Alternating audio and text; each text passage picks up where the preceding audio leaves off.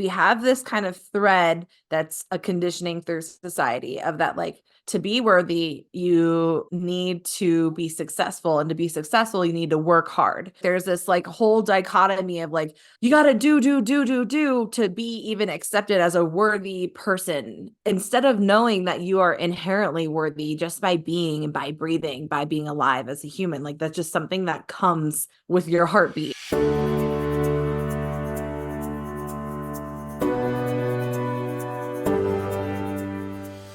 Welcome to the Worthy Mother podcast, where we discuss all things identity, self-compassion, and fulfillment within and beyond motherhood. I'm Emily Rose Hardy, a mindset and self-love coach for moms. I am a firm believer that to be able to take care of our children, we must take care of ourselves first. This is not a parenting podcast. No, this is a podcast where we will challenge the societal expectations of what it means to be a mom, demystify the perfect mom myth, and learn to love ourselves. You are worthy, mama. Let's do this. Hello, welcome back to the Worthy Mother podcast. I am really looking forward to today's conversation. I'm joined by embodiment coach Chelsea Carter, whose sole mission is to connect humans with their highest self, community, and nature. Chelsea's work is really intriguing to me. I'm so excited to just kind of dig in and pick your brain, Chelsea. We're going to be talking about worthiness, methods of connection, motherhood. I'm sure so much more. We're going to really get into it. So before we do, Chelsea, welcome. Can you just tell us a little bit about yourself and what it is that you do? Yeah, first, thank you so much for having me. I'm really excited to dive into all of this with you.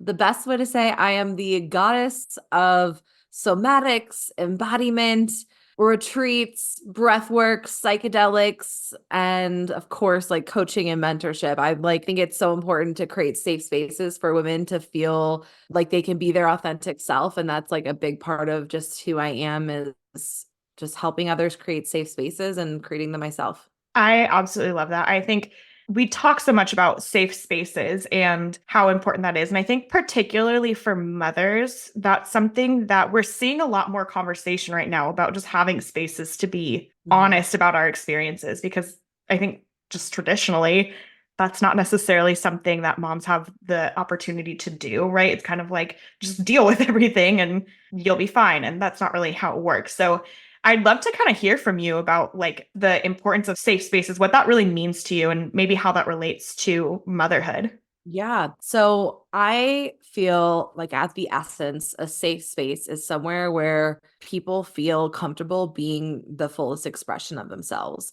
And just like you said, like that's not a very typical thing that women, humans in general, feel. Like that's just not the way our society has worked. We have created a society where we have to like kind of put on all these different masks to like have everybody like us. And so maybe when you get to the space, you'll still have a mask, but by the end of it, you have this like full permission, like, oh, wow, I really can be myself. Like I can take this mask off. I am safe to be here. I'm safe to be myself. And so that's like a big part of the safety when I'm talking about safe spaces. It's just like that comfort where those masks can be released. Yeah, it's so important. And I think it's easy to like forget that that kind of safety is necessary. And I think there's a lot of conversations about that with our kids, of like allowing them to be fully themselves and express themselves. You know, we're kind of in a stage of the parenting styles that are kind of being expressed to us in a lot of ways have to do with creating like the psychological safety and all of that. And I think just really like recognizing how important that is for us, and knowing that we don't just get that, like just out in the world, that's not usually something that we have, because there are so many things that you just kind of have to do to not only like fit in and feel accepted, but really just to like manage existing in our society and kind of the hustle and bustle of it all. And so like how important that is, and recognizing how important that is, not just for our kids, but for us as adults to be able to like tap into ourselves fully in a way that we may never have if you haven't been exposed to those kind of spaces. Yeah, I so agree with that. And I think what's special about these spaces is that it happens like maybe the seed is planted when you're in a space like this. And then you start to realize like, maybe I can start to bring this into society. Like for one of the big things I've been unpacking lately is like what it looks like to be professional. And like, Yeah, hey, like, I mean, you see what I do. I'm like, and I still sometimes I'm like, oh, I need to, button it up a little bit. I need to be more professional, be more adult like. And I'm like, what is that? That's a conditioning that's been totally. placed on me of what I think a professional woman looks like, when really I, am a professional, successful woman, but I just dress crazy and I, get naked in the jungle with women, and that's my job. So like Yeah. there's ways that we can start to like bring that essence of like, oh, my full expression. I feel it here in this safe space, and I can start to bring it to my family, to my friends, and it creates a really beautiful ripple. And I hope that the next generation isn't having conversations like this of like, that's just how society is. It can be like the society is where you are yourself all the time. And that's how you actually find the people who are soul aligned with you, because so many people are like, oh, well, I just want to fit in. And then they end up having these friendships where they feel disconnected from Yeah. themselves, and they're not actually real friendships. And I think it's like that's the most beautiful thing I've seen, is seeing how like friendships can become much deeper and like true soul connections, or people just saying, this person just isn't for me. And maybe it's not for me right now, because it doesn't have to be forever, but just like trusting that they're worthy of friendships that like accept and love their whole self.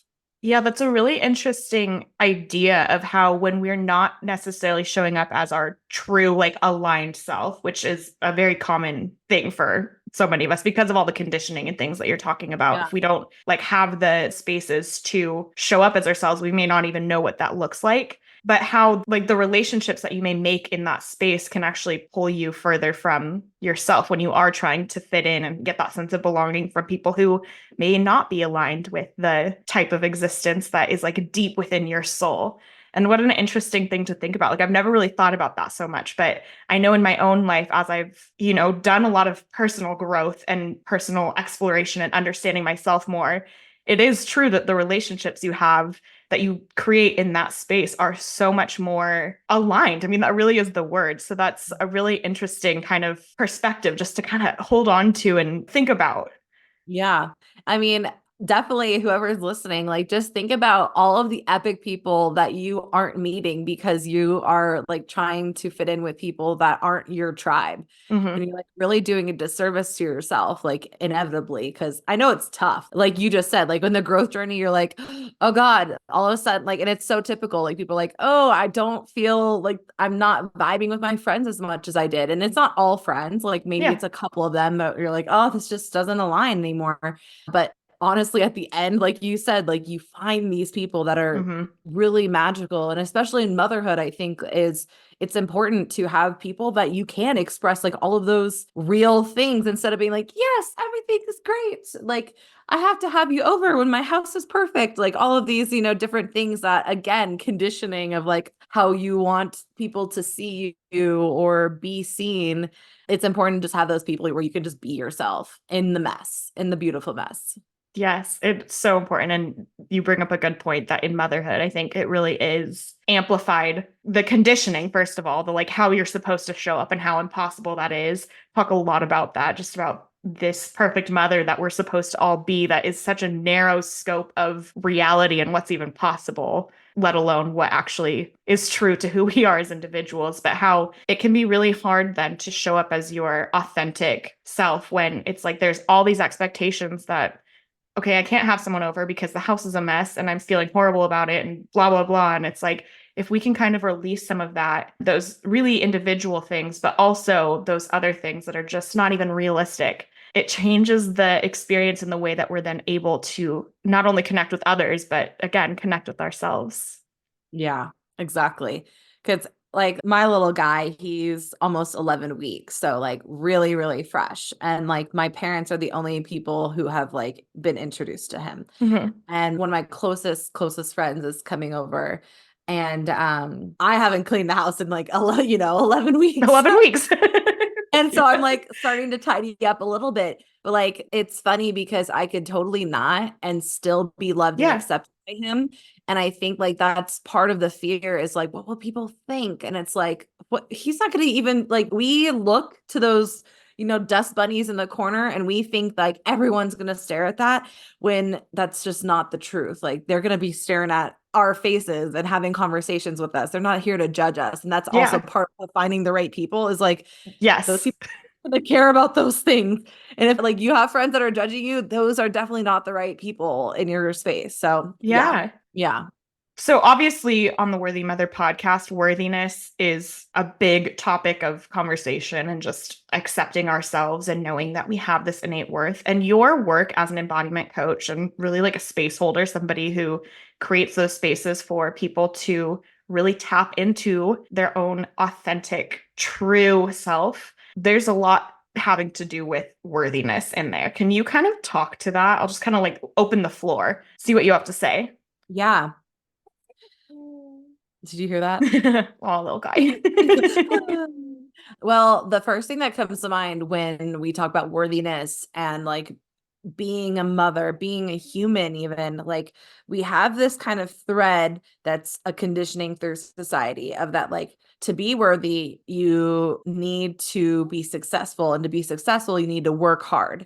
And so, like, there's this like whole dichotomy of like, you got to do to be even accepted as a worthy person instead of knowing that you are inherently worthy just by being and by breathing, by being alive as a human. Like, that's just something that comes with your heartbeat. It's like, you're alive, you're worthy, you're here. Like, you're worthy of everything love, connection, even like success. You're just worthy of all of it. It doesn't have to come with a caveat.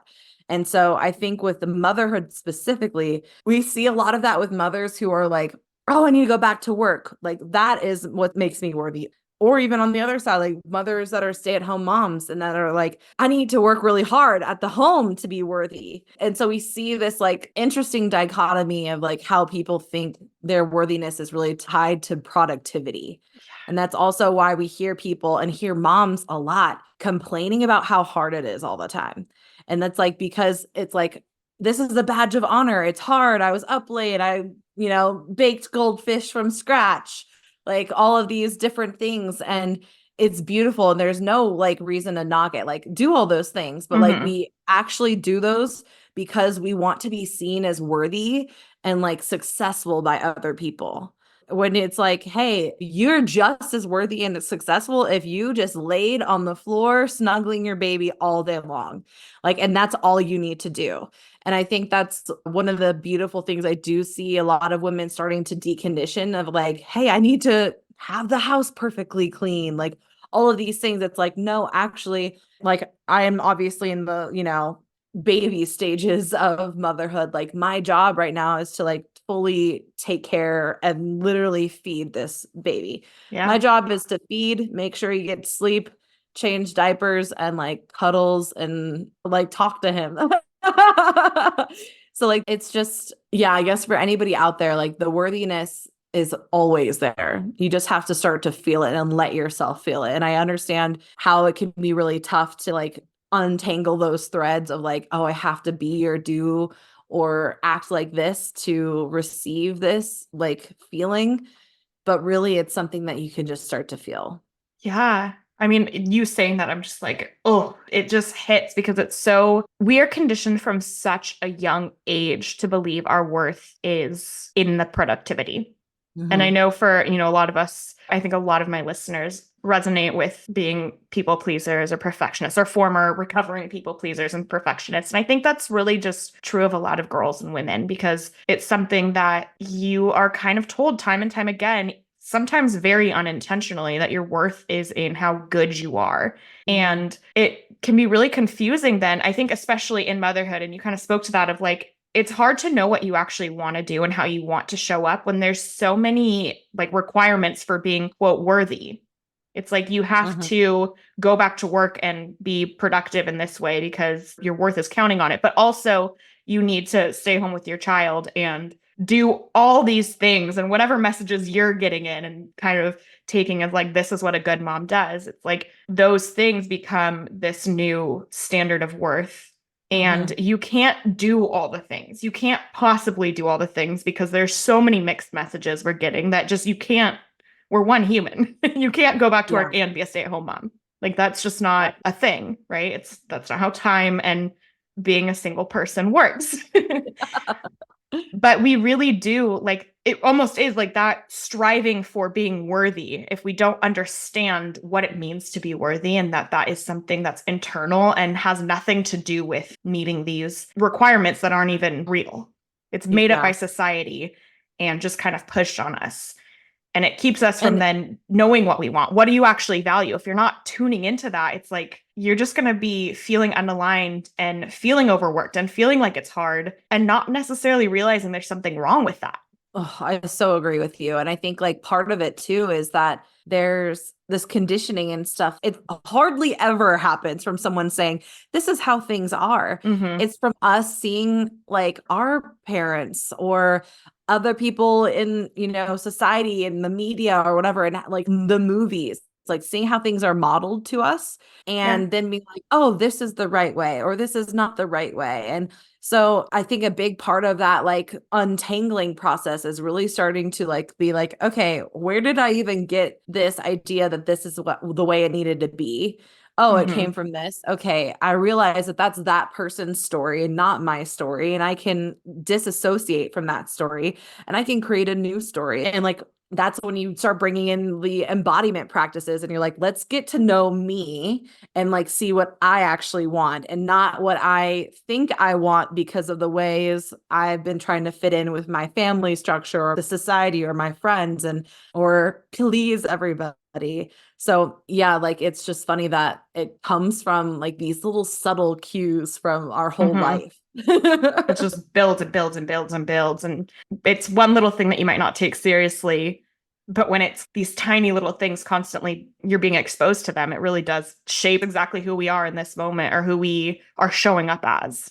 Yeah, exactly. Like there's one thing that I have been untangling recently that wasn't my own. It was actually like my mom and a friend of hers, like I was younger, my mom started becoming a little bit more successful and her friend was really triggered by that.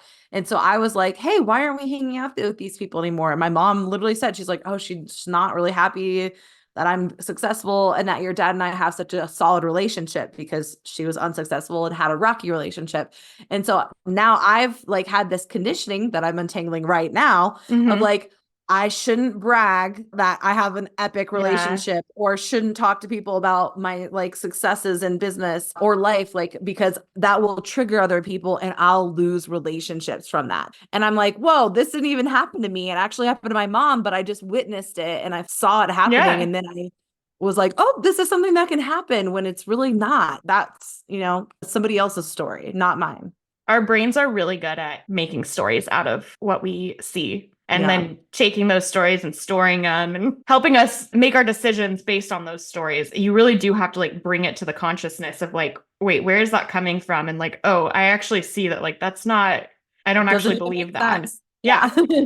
But And if you're not conscious of it, it's like it just is the story. exactly. And it's beautiful because it's our brains trying to protect us and Hmm. keep us safe. Again, that safety. And that's like why it's important to like bring it back to safe spaces, find safe spaces where you can Yeah. do this untangling work and then realize that you don't have to be put into this little picture perfect box to have safety, that you can be in your messy, hexagon, whatever, and still have that safety of being yourself because that's why we add these protective mechanisms and Yeah. like that conditioning. It's because it's like, all right, this is what's going to keep me safe. It's going to keep me with the tribe. I'm not going to be abandoned. And so it's doing us a service until it's not. Totally. It's like it's doing its job, but we have to Yeah. recognize when, okay, that's actually a little bit, it's misguided. Yes, exactly. So I want to get into kind of some of these embodiment techniques and things that we can do to connect back with ourselves. But before we do that, I just have a question for you as somebody who is newer in motherhood, right? Your little babe is 11 weeks old and you've been doing this work for so long prior to being a mother. And I'm Mhm. curious if there's been anything coming up for you as a mother that you've been surprised about, like how having a kid has changed that for you. Yeah, you're so right. I'm definitely new to this. And I'm like knowing that there's just going to be more and more levels of like my own conditioning coming up, like as I'm teaching this little man. When we're talking about like conditioning for, being a working mom or a stay-at-home mom, like I've been having to like decondition like Yeah. what a conscious mom looks like. Cause that's what I'm like, oh, like I want to be a conscious mother. I'm like, but what does that mean? And Mm-hmm. what condition am I putting on myself? And, cause I literally like, you should have seen me pregnant. I was like, I'm just gonna meditate all day long. And like, I don't want to be watching any TV. Like, I don't want to infuse anything into him. And now I'm like, okay, I need to like untangle some of these threads and Yeah. realize like it's okay for me to be a little bit human. Like me sticking to a stringent, like, this is what a conscious mom looks like is me also creating a new level of conditioning for myself. Yeah. And one thing, like a rule that I've lived in my life and that I'm untangling it now too, is like anytime I start to feel too much rigidity, where I'm like, oh, this has to be this way, that's when I know that I need to like let loose. And that's not the right way if I'm feeling that rigidity. Yeah. Yeah. Then I think Yeah. you bring up a really good point that sometimes in that process of like unlearning something and deciding we're going to do something else, we can kind of be conditioned right back into this standard of perfection in another way. Yes. And I do think we see that a lot in conversations about parenting. I think like conversations about gentle parenting. I've been talking about that a little bit recently, just about how there's these trends that I really do think are really amazing. It's really amazing that we're having conversations about doing things differently than prior generations. But with that comes a lot of pressure then to like achieve these standards of perfection in doing this right. And almost like if you do all this right, your child's going to end up perfect. You're going to have a great child that like does no wrong. And it's like, that's actually not how it works. And also, you're not going to do this perfect. It's not going to happen. There's a lot of opportunity for us to kind of fall back into traps of believing we have to show up a certain way, and it may not be aligned with what we actually believe or what we actually value. And it's important to know that just because somebody's telling you it's the right way, and even if there's research to back something up, knowing that like in your context, there may be things that aren't exactly in line with that. And we have to be really careful about not just kind of saying, okay, I'm not going to do it this way, so I'm going to do it perfectly this way, and allowing that then to like trap us again. Yeah, 100%. And like, I think it's hard to say too, like, until you're like really in it. Mm-hmm. Uh, like I have some friends that are pregnant and I'm just like hearing their conversations like, oh, I'll never do this. I'm like, okay, well, we'll see.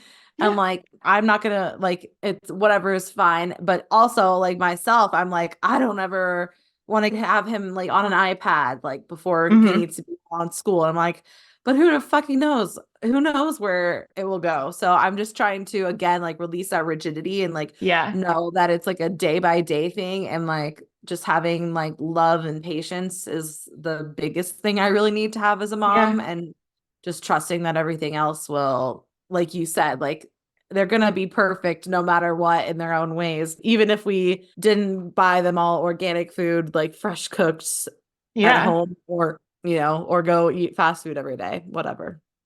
When you said that the most important things are having love and patience, and I think you're saying for your child, and like yeah, like how beautiful if you And can show yourself. up with love and patience. So that's exactly what I was going to say, is like we have to extend that to ourselves. Like that's part of it, is modeling that like yeah, you can change your mind too, right? Like you can Yes. decide something and then change your mind, try something else. Oh, that didn't work. I'm going to go back to what I was originally thinking. Like there's so much grace to be given in life, but especially in motherhood, where it's like this new thing that you don't know what the next stage is going to look like. You don't know what your child, how they're going to develop. They don't all develop the same way. They don't all have the same needs. And so to think about your values and plan ahead is really smart, to kind of know what it is that you want, but also to give yourself that grace and flexibility to say, it's okay if things change, and I'm not going to beat myself up over having a different way of doing things. It really is showing up with that love and patience for yourself, because you have to try things to figure it out. Yeah, you're so right. And it's really interesting that we have to like give ourselves that grace Mm-hmm. because we live in a very different world compared to our parents' generation.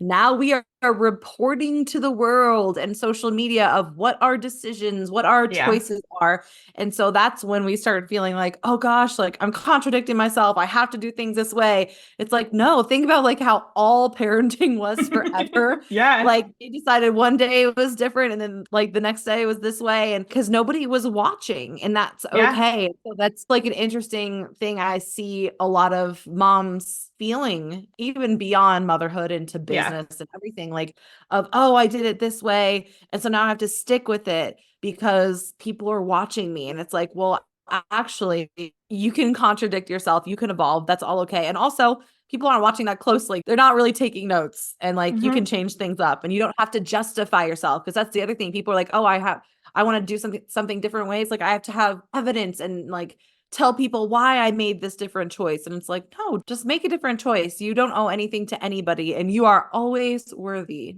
Bring it back to that. Oh, absolutely. And it's such a good thing to model for other people. We say like modeling for our kids those things, but it's also like if you're showing up and being real about your experiences, that includes making different decisions sometimes. It's like that's a really cool thing to do for other people too. Like the impact of that, even if they might be like, what you said this, it's like it does show people that it's okay. And when we're all living in this world where it feels like once you make a decision, you have to stand by it because you said that this was the best choice. It's like it's cool to get to show people that, like, hey, I'm open to allowing myself to try different things. I'm open to saying, you know what? I was really dead set on this and stood up on my high horse and shared about it. And now I'm questioning it. And like, that's okay. There's nothing wrong with that. There's no shame there. And if we can, get to a place in our society, like you said, where our kids are growing up and feel like it's okay to make mistakes, to try different things, to, shake things up. It's like, how cool is that? And we get to So be cool. the lead in that. Yeah, it's so cool. And like in that same energy, even if we change our minds or, contradict ourselves, it can be like, yeah, that was true for me in February, but Hmm. now it's true for me in Yeah. this present day. It's like, I think that's another part of this is like people think that like they're telling everyone that they were wrong before and Yeah. now they're right. And it's like, no, things can like both be true and contradict each other. And that's okay. Like you were a different person then, your baby, your kids were different people then. And so like things can evolve. And I think that's what we're talking about, like that, how beautiful it is to model to our kids, like, Hmm. hey, it's okay to grow. It's okay to evolve. It's okay to change your mind. It doesn't ever make you wrong for your past Yeah. things. It actually just shows that you are being brought new information or you're feeling a different way about things, like, and now you make a different choice. And there's nothing, I think that's another thing about this whole worthiness around motherhood is like, you don't have to tell yourself that, oh, I was wrong about things. It's Yeah. like, you're just a human. You're just doing things. Like, we're all trying to figure it out. Even like as much as people on Instagram maybe feel like, oh, this is the way and I know it and it's A, B, C, and D. Those people that you think are perfect don't have it figured out either. They're just Yeah. figuring it out day by day. And so don't make yourself wrong for anything. Yeah, there's a lot of self-compassion that can come with recognizing that like there literally is no one right way to raise children to do XYZ. It's like if there was, we would all have it figured out by now. And it's like that's Yeah. just not, we're all individuals. Our kids are all individuals. Our contexts are all very individualized to who we are, what we do for a living, where we live, the cost of living. Like there's so many things that it's like to feel like we have to be doing something a certain way. And if we do it quote wrong, the world's going to fall apart. It's like that's just not how it works. It's not how life works. Yeah. I completely agree. Yeah. So, I would love to just kind of get into more of the specifics of the work you do and see if there's anything you can share with moms. I think a lot of times moms face some disconnection with themselves, and there's a lot of reasons for that. We talk about that a lot on this podcast. One of the big things is when you have like a newborn, when you're in those beginning stages of motherhood, you're in survival mode, and a lot of times you are kind of forced away from doing the things that allow you to really connect with yourself, like getting enough sleep and, everything like that. And so a lot of times there can be then a prolonged impact that happens where you never really get back to a place of knowing who you are deeply because it changes, right? And Mhm. so I would love if you could just share some different techniques, strategies, ways of approaching things to find ways to connect back to ourselves? I think the first thing that just like popped in my mind is leaning into support. Hmm. And whether that's your partner, one of your family, your friend, leaning into support so you can have those moments for yourself. And that's not taking a shower. Like, that's not getting the things that you need to get done. That's like actually having a moment where you can be fully separate and connect with yourself. Like you're saying, it's just so important to still have that time. And I think that's one of the biggest things that's hard for moms, especially in this, yeah, this beginning stage, is being like, hey, can I take some time, and Yeah. asking for it. And honestly, usually people are just like, yes, give me that baby. Like, I love it. And like, I'm really grateful. My partner, like, he is so like, yes, like anytime you want to do anything, like, I'll take care. I'm here to support. He makes sure I get good sleep because he knows that me not getting good sleep is like a really bad deal. Yeah. Like, even before I had a baby, he's like, "This woman needs sleep." For Like, everyone. yeah, and I've leaned into the support that way. Hmm. Like, I pump and like letting him take over like the nighttime routine so I can fall asleep early, or I had a rough night and like he takes the baby and is with him in the morning. And so like leaning into that support and not feeling like you have to do everything is a really good just first step when you have that time with yourself. First, this is like a really like sacred, beautiful time. And I think that's lost like in our modern day. We're like, oh, let Yeah. me get through the motions and looking at milestones. And so like remembering like how precious and beautiful this is. Like that's something like every day I'm like, oh my God, I prayed for this. Like I wanted this baby so badly. And like I'm like sad that he's getting bigger every day. I'm like, oh my God, he's changing. And I'm excited that he's changing. And it's a lot of emotion. So having journaling practice where you actually like connect and like be like, this is what I'm feeling, and I'm excited about this, and I'm sad about this, and I'm angry about this, because even though you prayed for this and you're like, oh my God, this is amazing and I love it and he's so cute, you're also allowed to feel those other emotions of like, oh, I'm frustrated about this. And I'm Yeah. like, I missed out on that like event that I would have loved to go to because I'm not in, the right stage or whatever. Like, you're allowed to have all the feelings. And I think that's a good permission slip to have, because so often women are like, let's just say like with birth, I see this with birth so much. It's like, oh, this and happened and it was horrible, but at least the baby is okay. And it's like, well, you're also allowed to Yeah. process your birth trauma and own that maybe something happened that wasn't okay, or it didn't go the way you planned. And so that's frustrating to you. And like, there's always that kind of guilt. What's like, well, I'm not supposed to be anything about this because it's really about the baby being okay. Hmm. And it's like, well, you're allowed to, like we said before, multiple things can be true at once. You can be Hmm. so happy and like grateful and feel blessed, and you can be mad at whatever medical system, partner, yourself, like all of the different things that can happen when we're in this like crazy vulnerable space. Some other techniques that I would like really recommend is anything that's getting you out of your mind and into your body.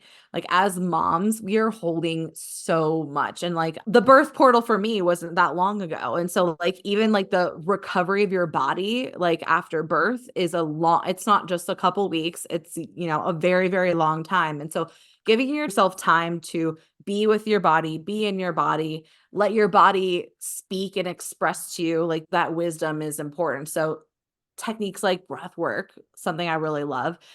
Somatic practices. And when I talk about that, somatic just means out of the mind and into the body. But like one of my favorite things is like somatic movement, where it's like you turn on a couple songs and you just like close your eyes and just like dance and move. And maybe you're like wriggling on the floor. Maybe your feet are in the air. Maybe your butt's in the air, like whatever, just like kind of the whole dance, like nobody's watching thing. And it doesn't have to look any certain way, and literally be like, body, like, where do you want to go? What are you feeling? And maybe it starts with stretching. That's usually where my somatic movement practice starts. Like I'm like stretching into my body, and then like I'm kind of like making weird movements, and it's just really beautiful. So that gives the body the microphone to take over.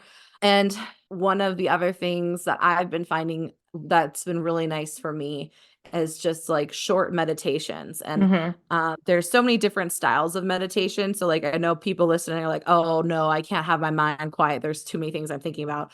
Like the point of meditation is not to like have no thoughts. The point is to quiet the mind. And that doesn't mean that your mind is silent, it's just a little bit less chatty. And so, like, having that time, like going outside and sitting with your tea in the morning, handing the baby to your partner, or maybe the baby's strapped on you, like he is right now for me, and he's asleep, and you're able to just like breathe and be outside, be in the sun, like feel the wind. Like that is a meditation. You don't even have to necessarily have your eyes closed and like be chanting a mantra. It can be like a meditative moment with your morning tea, your morning coffee, you're in your backyard, or even snuggling with your dog, like just taking those moments and amplifying them with your energy and your attention, because we can always drink our coffee or tea really fast and like be like, oh, I'm like trying to go, blah, blah, blah. Or you can be like, literally just have in your head, like, this is like nourishing my body and I feel so warm and so happy.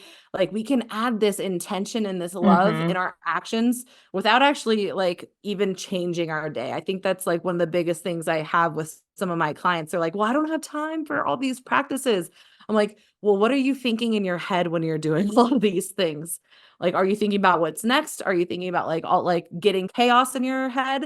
Or are you like infusing this energy of like love and gratitude? Because you really can do that. And what's really special about when you start infusing that love and gratitude, it becomes easier to do that with Mm-hmm. everything. Like when you're taking a shower, you're like, oh, it's so beautiful. I'm cleansing myself. I'm like becoming a new version of myself. All my hair is clean and my toes are clean. And I feel so beautiful. And like washing away any of that energy. Maybe you like, you come in and you're like, oh my God, I got vomit and poop on me, and like, well, and you're like, I'm like cleaning myself, and I'm also like clearing that like old energy, and I'm going to step out of the shower with new energy. Like you can Yeah. think that instead of like, thinking all of the other things. Even one of the funniest things when I'm like frustrated, or like when I'm going through a situation, or if like one of my family members of is causing like a stressful situation, when I go to the bathroom, like when I'm, peeing or pooping, I'm in the bathroom and I'm like, I'm releasing what's no longer serving me right now. I'm releasing this situation. I'm releasing like the anger I have for this person. Like I'm releasing this, like letting it all go.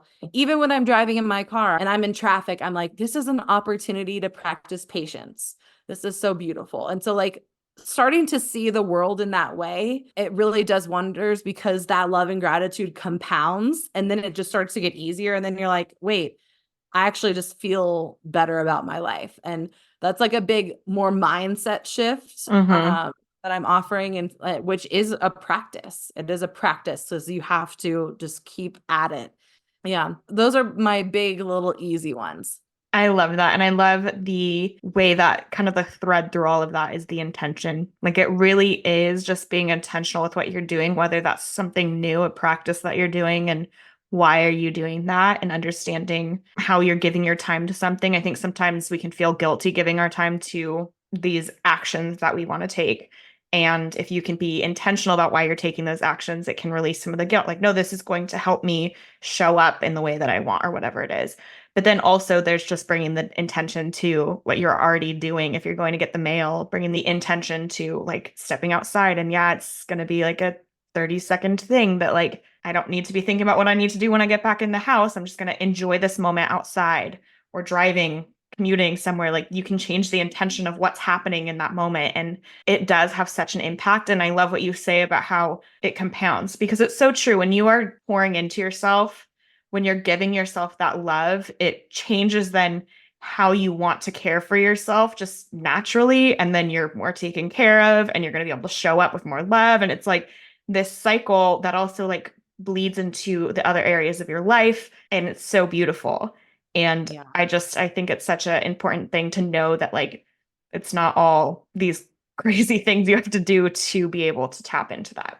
Yeah, it's an energy. It's like an Yeah. essence. And I know people are like, "Oh yeah," like maybe hearing like, "Oh yeah, like that's going to be really hard." But like we just said, like start with something small, and then it'll get easier, and then you'll start finding more ways to like infuse that good energy and intention into different actions you're doing. And like when I'm breastfeeding, I'm like, "Oh, I'm like giving him nourishment." Like, when you're eating, it's like, "Ooh, I'm fueling my body and it's amazing and I love it." And like it does get easier the more you practice. And that's why it's called a practice. Yeah. Yeah. It's important to know that it doesn't have to be easy to start to be worth it and to be something that you can get really good at. Yeah. So, something that I love asking towards the end of the episodes, because I love talking about self care and normalizing self care, that's really important to me, is making sure that moms know that we are worthy of our own care, is just asking guests how you take care of yourself. And I know we just kind of talked about some different techniques for connection, but is there anything you want to share with how you take care of yourself in the day to day Yes. that you think might be helpful? Yes, 100%. So, and I recommend this to everyone, especially moms, having a little space. I call it my goddess space. Like having a little space that is all yours, where maybe like I have like a bunch of different oracle cards, which are like tarot cards.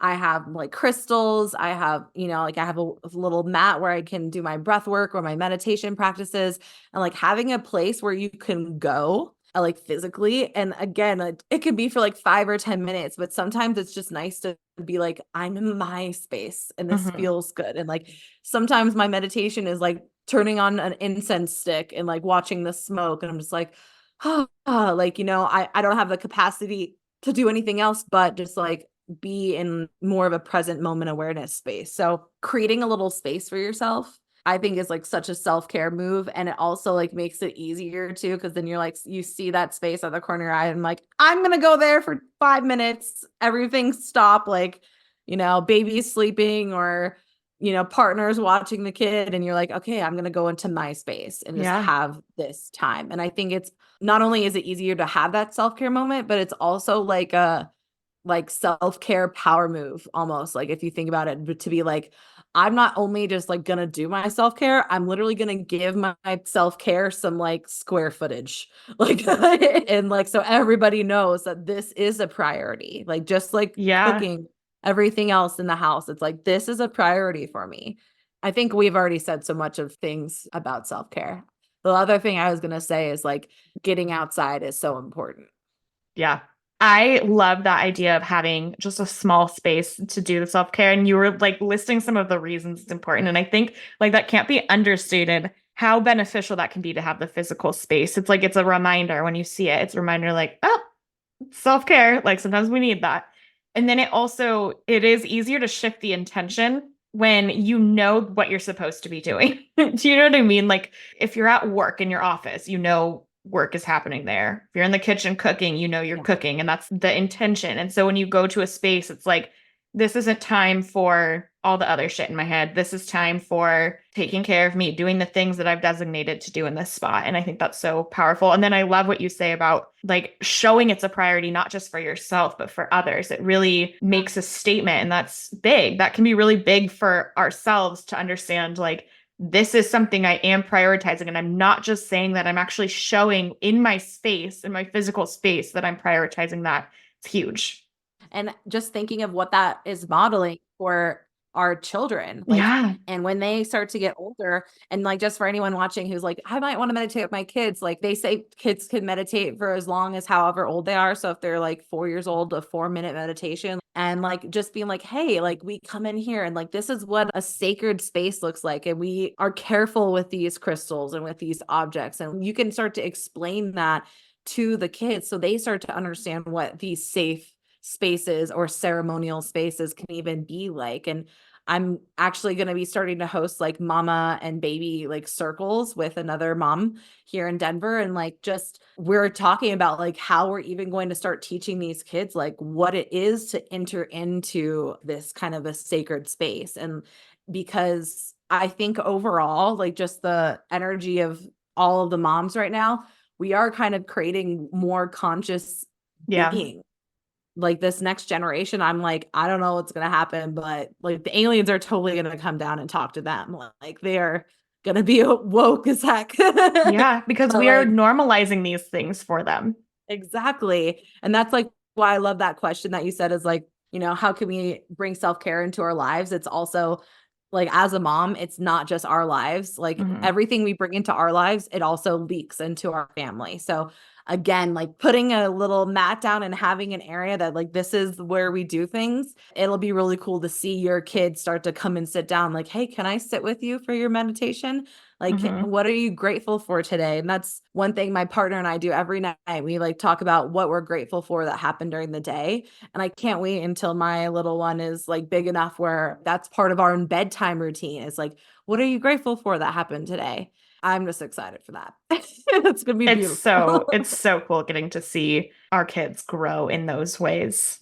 But like it's Yeah. like, oh, this was something I had to learn to do as an adult, and you just get to like be brought up in this. And when you move into an apartment after you leave home, you're gonna have the bathroom, the bedroom, the kitchen, and also maybe this little space for you because that's just expected and normal. And how cool Yeah. that is.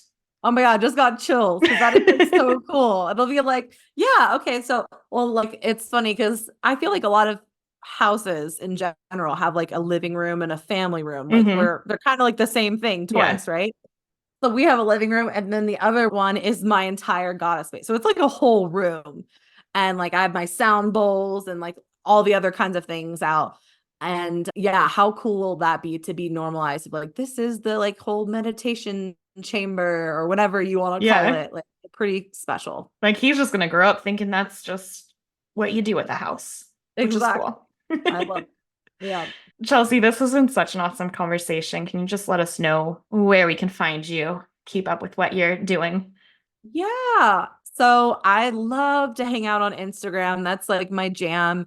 The links are in the show notes, but it's the Chelsea Renee with a bunch of underscores after. And you can check out my link in bio for like what's happening most recently. But I also have heartcenteredhumans.com, which is where all of the coaching, retreats, and psychedelic magic goes down. And I have somaticbreathactivation.com, where I have a breathwork membership that includes all these somatic practices, amazing guest experts.